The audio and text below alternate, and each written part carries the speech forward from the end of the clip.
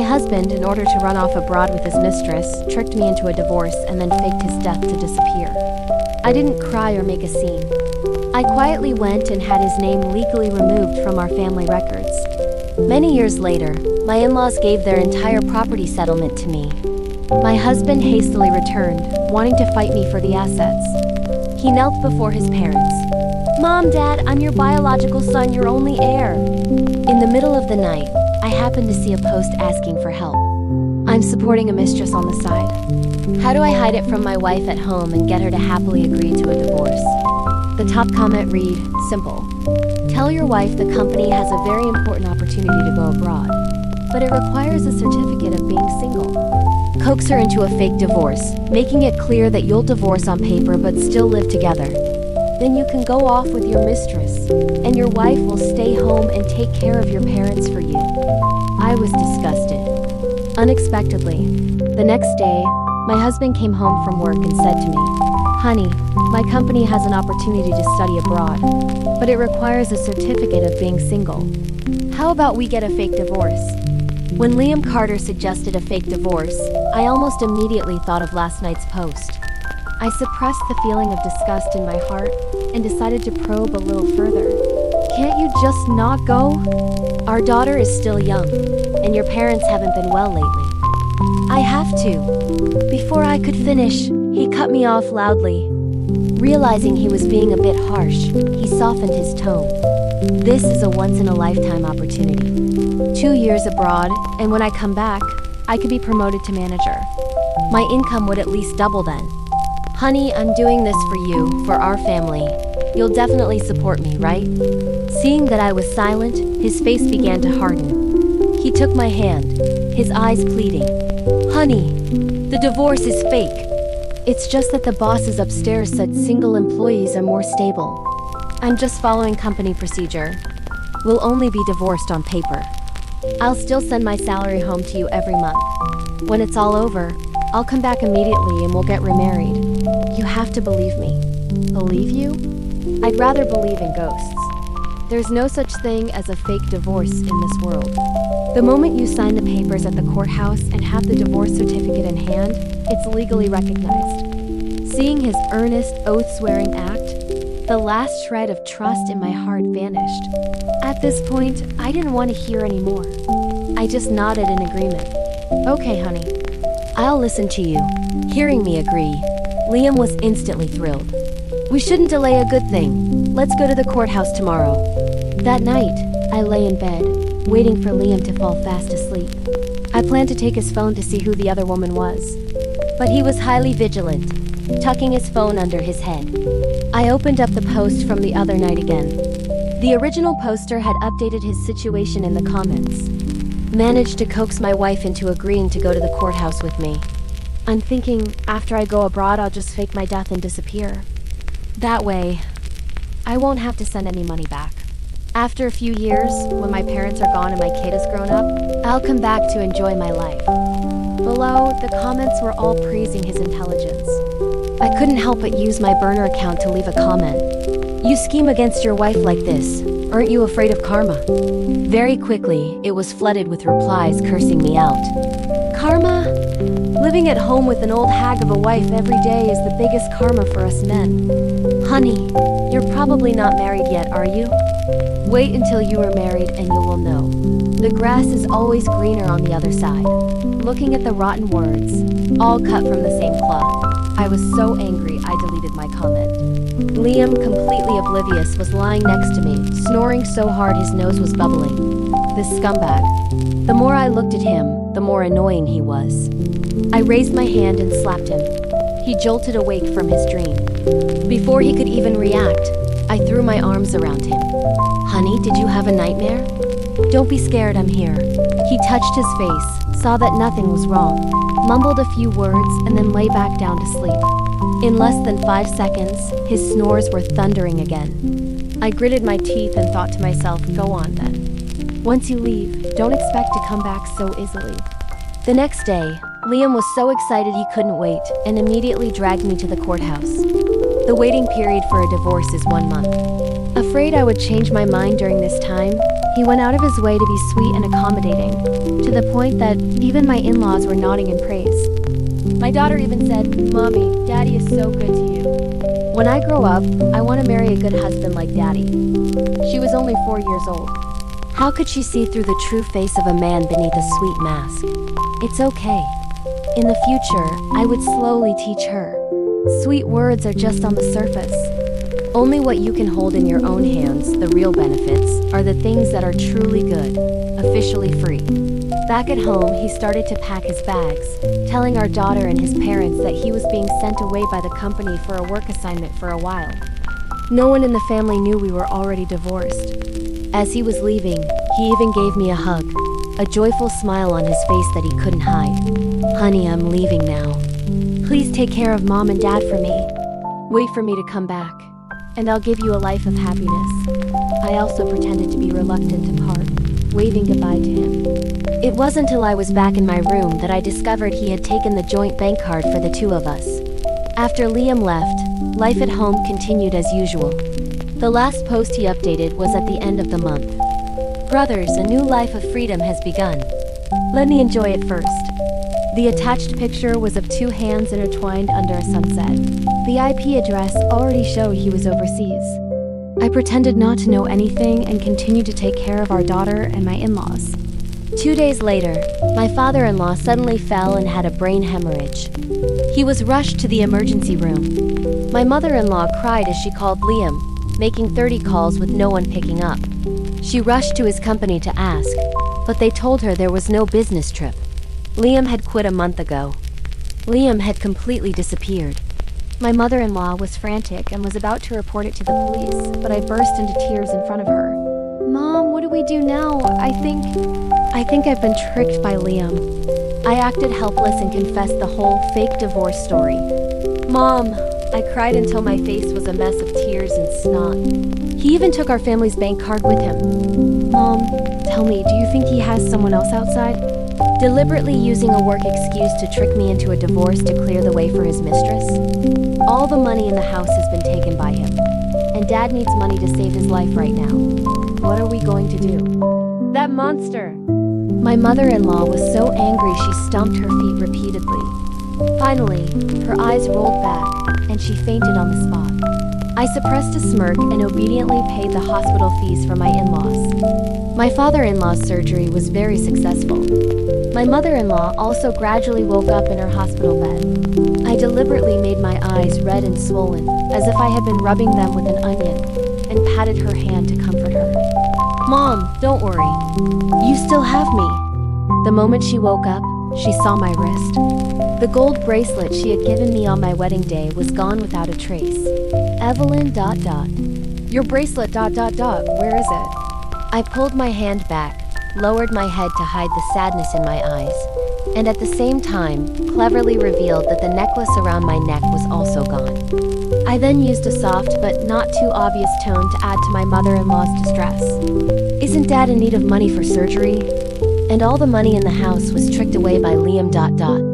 I had to sell my jewelry. It should be enough to hold on for a while. "Mom, don't worry. Liam may be heartless, but I will always remember the love you and Dad have shown me. I won't abandon you too. Liam has wronged you and the little one. It's all because we didn't raise him well. From now on, you are our biological daughter. We'll consider that we never had that monster of a son." I was ecstatic in my heart, but still acted moved to the point of tears. "Mom, don't say that. To me, you and Dad have long been my real family." A week later, my father-in-law woke up and was transferred from the ICU to a regular room. I had just gone home to cook a meal for a little while. When I returned to the hospital, I saw the two old people looking at me with tears in their eyes. My mother-in-law pulled me to sit down, took a bank card from her bag, and stuffed it into my hand. "Evelyn, this is the retirement money your father and I have saved for many years." "Mom, I can't take this money." As I refused, my mother-in-law insisted on stuffing the card into my hand. "Actually, the day your father was hospitalized, I was planning to take it out." "Who knew you would be so anxious that you would sell all your jewelry to pay for his hospital fees?" "My child, just consider this as compensation from us on Liam's behalf. You must accept it. Besides, haven't we already said it? From now on, you are our biological daughter. What's there to be shy about when your parents give you some spending money? My mother-in-law's words were full of sincerity, and my father-in-law also nodded gently in agreement. With them saying this much, if I didn't accept, it would be disrespectful. I told you I didn't that wrong. When I married Liam, a large part of the reason was because of his family. His parents were kind and humble, and they could distinguish right from wrong. Every time Liam and I argued, they never sided with their son. On the contrary, they always taught him that he had to give in to me. So, when I found out Liam was cheating and wanted to trick me into a fake divorce, I immediately decided that I had to gradually replace Liam's position in his parents' hearts. Of course, I also had my own selfish reasons for doing so. My in-laws were both former government officials with high pensions. I didn't have to worry about their retirement costs. In fact, after they passed away, they could even leave me and my daughter another fortune. They're old colleagues and friends, many of whom were now key figures in various major departments. For my daughter to grow up in a family like this, both her education and her future employment would have considerable resources to draw upon. If, at the beginning, I had angrily taken my daughter and left with only my small savings, I surely would not have been able to give my daughter such a good environment for growth. Only a fool would not use the resources available to them. Liam used to look down on these kinds of calculating, utilitarian matters. I squeezed the bank card in my hand and silently laughed at his stupidity. Now the parents he once disdained, the social connections he once scorned, were all mine. A month later, my father-in-law was discharged from the hospital. The after effects of the brain hemorrhage were quite serious. Although his health had recovered well, he still needed to persist with long-term rehabilitation. This house had been without a father figure for too long. My daughter also began to notice that something was wrong. I didn't intend to hide it from her. This house might have another man appear in it, but that person would definitely never be Liam again. Liam's role as a father was not at all irreplaceable. The girl was already 4 years old. There were many things she could understand. It might be a little cruel, but it was better to let her know the truth early than to let her live forever in a sweet but false illusion. 3 years later, my daughter was admitted to the most prestigious affiliated elementary school in the city. My father-in-law had fully recovered. Every morning, he would go to the park to play chess with the old men in the neighborhood. My mother-in-law would go to the community center for her morning yoga class, go grocery shopping to cook, and then go to the school in the afternoon to pick up her granddaughter. As for me, I started working at a tech company founded by the son of my father-in-law's old colleague, with an income of about $50,000 a year. This entire family had completely forgotten about Liam's existence. But it's true what they say, some people just can't rest in peace. Even in death, they have to pop up and cause trouble from time to time. Many years later, Liam Carter's online post was updated again. Still with an IP address from overseas, Liam left a comment in the update section. Brothers, after living with my mistress for a few years, I've discovered she's not that special after all. I'm starting to get bored now. Is there any way to get back with my wife and kid? Does he think I'm a taxi? He can leave when he wants and come back when he wants? I came home from work and spoke with my in-laws. The city office called today. They said Liam has been missing for 3 years. According to the law, he can be considered legally dead. They asked when I was going to file the paperwork to have his name removed from the records. When I said that, my heart was a little nervous. After all, he was their only son. What if they were still holding out hope? What if their hearts softened? Unexpectedly, the moment I finished speaking, my mother-in-law opened a drawer, pulled out the household documents, and handed them to me. Is the records office open tomorrow? Can that certificate be done in one day? If you're free, you can go. If not, I'll call Miss Peterson from the neighborhood committee to help. I'll get up early tomorrow, take my granddaughter to school, and then go straight there. My father-in-law also said, I'll ask in a bit what documents are needed to avoid running back and forth.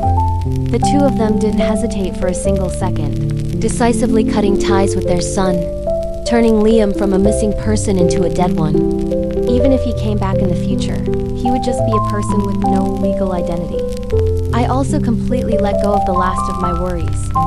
The procedure to remove his name went very smoothly. Liam Carter's personal information was permanently erased from my family's records. As for that post resurrected from the dead, I also hired someone to silently report it until it was finally taken down. With a happy event, my spirits were high. Because of my good performance, I got another promotion at my company. The person who was once a housewife asking her husband for money had become a high-income professional, admired by everyone. In the 4th year of Liam's disappearance, my in-laws started to worry about my future. Actually, I had resolved that I wouldn't think about dating again until the two of them had passed on, but my in-laws were more anxious than I was. They were worried that after they were gone, with no man in the house, my daughter and I would be bullied and have a difficult life. So they started digging through all their connections, carefully vetted candidates, and introduced me to 7 or 8 men of a suitable age. Not wanting to refuse their kind intentions, I considered carefully and decided to date the most suitable one. My new boyfriend's name was David Spencer.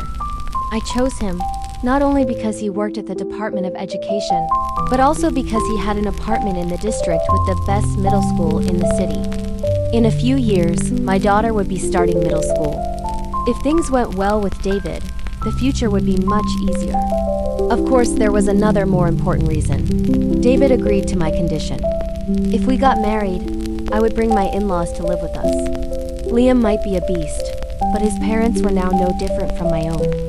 In the 6th year of Liam's disappearance, a new regional planning policy was issued. The house we were living in was scheduled to be demolished for redevelopment. In addition to monetary compensation, we were also given 2 new apartments. My in-laws discussed it and decided to give both apartments to me and my daughter, one for each of us. That New Year's, David and I were officially engaged. His apartment in the prime school district in the West End was given to me as an engagement gift. After the new year, the old house was torn down, and I moved to the West End with my in-laws to prepare for my daughter's upcoming start to middle school. My mother-in-law was cheerful and open. My father-in-law was polite and refined. The two of them quickly made friends with the neighbors in the new area. David also moved in with us, treating my daughter as his own and my in-laws as his own parents. We became a perfect family again. The role of the man that had been missing from our family was now completely filled by David. After discussions between our two families, my and David's wedding was set for June. Right before the wedding, Liam, who had been missing for many years, suddenly came back. It was the day of my and David's wedding rehearsal. The day before, the two of us were at the hotel. My in-laws had brought my daughter over. The 3 of them were sitting in the guest area, excitedly watching the rehearsal. Suddenly, the door to the hall was pushed open, and a man who looked like a madman, as disheveled as a homeless person, rushed in. He charged furiously towards me, muttering nonsensical words. Before he could get close, David kicked him, sending him flying. The hotel security immediately rushed over, intending to drag the man away. As he was being restrained, he struggled and screamed, "Let me go!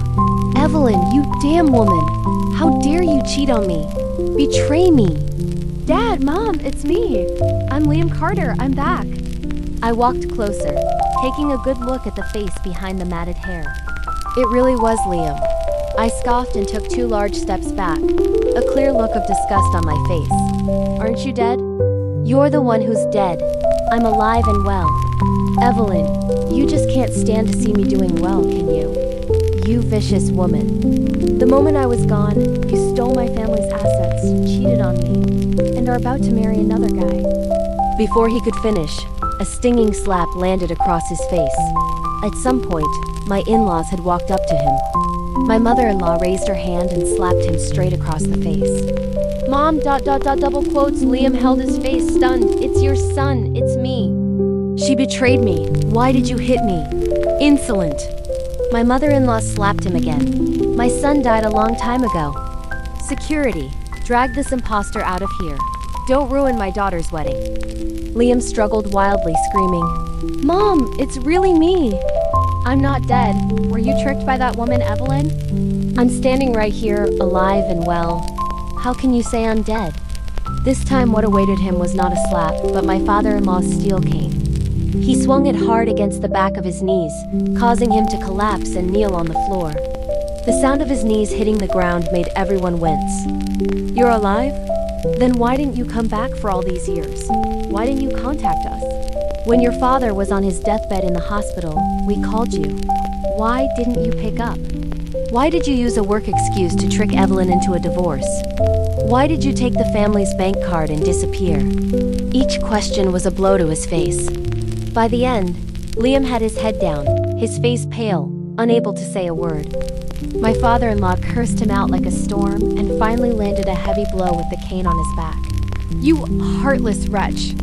I consider you to have died long ago. Get out! Don't ruin Evelyn's happy day. Liam stared in disbelief, kneeling as he looked up at us, his eyes dazed. Dad, Mom, What kind of spell has Evelyn put you under? I'm your biological son. For the sake of an outsider with no blood relation, you're kicking me out? Just wait until you're old and can't move. Let's see who will take care of you then. My mother-in-law scoffed and spat right in his face. If I had to rely on you to take care of me, your father and I would rather just jump in a river and be done with it. Liam was personally ordered by his parents to be dragged out of the hotel by security. Before being taken away, he stood from a distance, pointed at me, and cursed, saying I was a liar and even threatened to call the police to have me arrested. I stood with my arms crossed, saying nothing, just smiling faintly at him. It took my in-laws a while to calm their anger. They turned to comfort me. Evelyn, don't pay any attention to that monster's nonsense. In our hearts, he died a long time ago. Now this family only has you as our daughter. My daughter clenched her little fists and said sweetly, Mommy, I'll protect you. If that bad person dares to come back, I'll hit him for you. David blamed himself. Mom, Dad, Evelyn, it's my fault. I thought today was just a rehearsal, so I didn't arrange for security. That's how we managed to sneak in.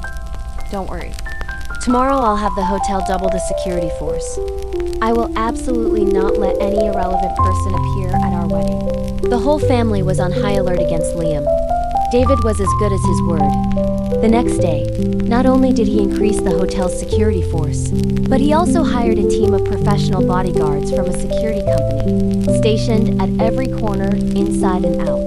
They had all memorized Liam's face. He tried every method to sneak into the wedding, but was recognized by security every time and immediately thrown out. He was so angry he could only stand across the street, screaming curses at the hotel. Evelyn, just you wait. I'll sue you. I'll expose all your despicable deeds. I didn't pay the slightest attention to his threats. Right now, Liam was a person without a legal identity. No lawyer would even take his case. After the wedding, I returned to my busy work routine. During a lunch break, a colleague in the office was laughing as she told a story. Last night, I was watching a lawyer's live stream. This guy called in for a consultation, said he wanted to sue his ex-wife for seizing his assets. It turned out, after the lawyer asked for details, that the guy had tricked his wife into a fake divorce to go off with his mistress, went abroad, faked his death, and cut off all contact. Then he heard his old house was getting a settlement, so he crawled back to demand a share of the assets. Who knew his ex-wife had already remarried, and his own parents wouldn't even recognize him? It was a classic husband fakes death to go abroad. I raise his parents and get the inheritance story.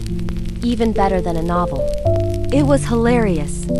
The whole office burst out laughing. I suddenly felt a jolt. Isn't this story about me? I opened the link a colleague sent in the group chat, clicked on it, and sure enough, it was Liam. Right now, Liam was a social outcast. With no legal identity, no lawyer would take his case. So he had to go online, looking for lawyers' livestream rooms to ask for advice. He probably thought his story would gain sympathy and sway public opinion to his side. Who knew that in recent years, with economic development, netizens had also become more rational and clear-headed? I scrolled through the comments. Most of them were calling him a scumbag. Some were even laughing at him for bringing it on himself and losing everything. Getting off work, just as I stepped out of the company gate, Liam suddenly rushed out from the side. Evelyn ... He grabbed my arm, wanting to say something, but then choked up. Let's talk for a bit. I glanced over and saw a few colleagues looking with curious eyes. I didn't want my private affairs to be gossiped about by outsiders. It's not convenient to talk here. I led him to a nearby coffee shop, right across from the police station. The owner was a friend of David's, an ex-military man who had just retired last year. It was better to be careful. I was also afraid Liam would go crazy and do something to harm me. The moment Liam saw the police station, his expression changed. I said bluntly, "There's nothing left to say between you and me. We're divorced. I have a new husband now. And you and I are no different from strangers." Liam suddenly shot to his feet, his eyes red and swollen. "Evelyn, don't be so heartless. We agreed it was a fake divorce, that after I came back, we would remarry. How could you go and marry someone else? Now my daughter doesn't recognize me, my parents don't recognize me, and even you have turned your back on me." He cried pitifully, as if the whole world had wronged him. I lost my patience and shot him a glare. "Liam, who was the one who betrayed who first? Don't you have any clarity in your heart? You disappeared for 6 whole years, abandoning your parents, your wife, and your child. Do you have no remorse at all?" He stuck his neck out and argued. "Honey, I didn't mean to lose contact. I was in an accident back then. I was in a coma in the hospital for a very long time. I had my own hardships, you know. Besides, I went abroad to work to earn money for our family." Before he could finish, I took out my phone and one by one, read aloud the screenshots of his old posts. Supporting a mistress on the side, how to trick my wife into a fake divorce ... Once I'm abroad, I'll fake my death to cut off all contact ... Enough. He was both angry and panicked. "How do you know about this stuff?" "Liam Carter, if you don't want people to know, you shouldn't have done it in the first place. When you left, you must have been so proud of your clever little plan, weren't you?" I shot him a glance and said coolly, "Now that you've had your fun, you remember you have a home, a wife, and a child? Do you think everyone will just sit around quietly waiting for you to come back? Take a look at yourself. Are you worthy? What you're getting today is the consequence of your own actions. Don't blame anyone else." That's all I have to say. From now on, don't come and bother me or my family again. Otherwise, don't blame me for not respecting our past. With that, I turned to leave. With a person like him, there was no need to get any more entangled. Unexpectedly, Liam suddenly dropped to his knees in front of me, spreading his arms to block my way. "Wifey, I was wrong. The past few years were my fault. I shouldn't have tricked you. I'm a scumbag. Please, give me one more chance, okay?" He cried pitifully. "My parents don't want me anymore. My daughter doesn't recognize me. Now I have left as you, wifey." He kept repeating the word wifey, making me want to throw up on the spot. I couldn't hold it in and dry heaved. Liam's eyes immediately changed. He became ferocious, shot to his feet, and grabbed my shoulders tightly. "What's that supposed to mean? Evelyn, are you pregnant? Are you pregnant with that man's child?